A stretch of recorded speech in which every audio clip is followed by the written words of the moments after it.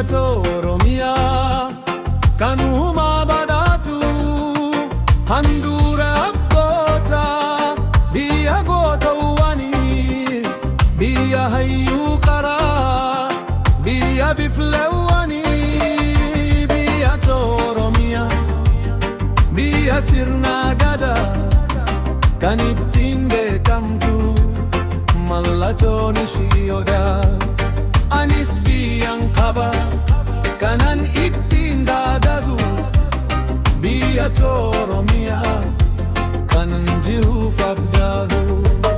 Biyyatoo baraatu magarsiitu hundaa biyya midhaanii fi albuuda adda addaa baddaa fi gammoojjii gaaranii fi raarotoo kan ormaani kuufa haadha beeyladoota. Anis biyyan qaba biyya qaaltu biyyatoo Oromiyaa kan uumaa badhaatu handhuura abbootaa biyya gootawwanii biyya hayyuu qaraa biyya bifleewwanii biyyatoo Oromiyaa biyya sirna gadaa kan ittiin beekamtu mallattoon ishii odaa. Anis biyyan qaba kanan ittiin daadadu biyyatoo Oromiyaa kan jiruuf abdaadu. Haadha burqaalee fi lageeyyan gurguddaadha mukkeen bosonaa ishii addunyaaf fakkiidha. Gosti shimbirroolii kan halluun faayamtee bineeyyiin adda addaa bosona ishii guutee.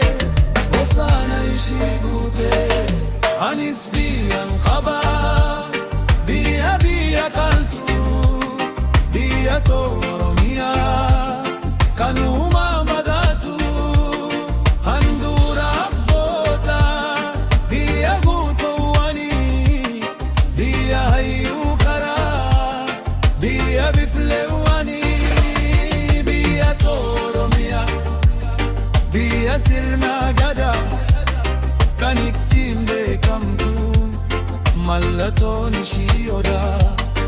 Anis biyyan qaba kanan ittiin daadadu biyyatoo Oromiyaa kanan jiruuf abdaadu.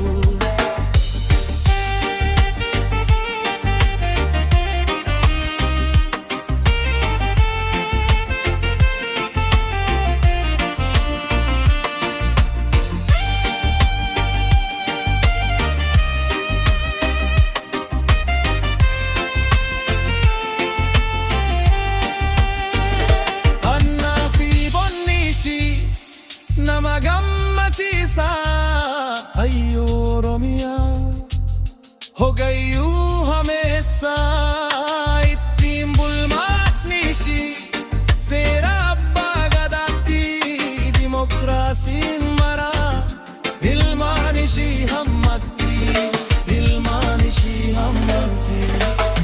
Anis biyyan qaba biyya qaaltu biyyatoo Oromiyaa kan uumaa badhaatu handhuura abbootaa biyya gootawwanii biyya hayyuu qaraa biyya bifleewwanii biyyatoo Oromiyaa biyya sirna gadaa kan ittiin beekamtu mallattoon ishii odaa.